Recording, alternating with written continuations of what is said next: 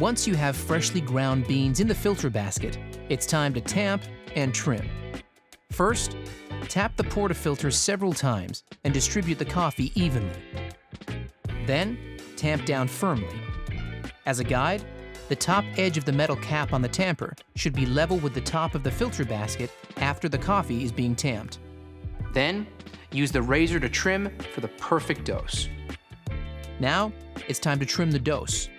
Insert the razor trimming tool into the filter basket until the shoulders of the tool rest on the rim of the basket.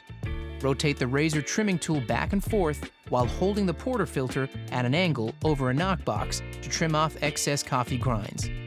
Your filter basket is now dosed with the correct amount of coffee and is ready for use.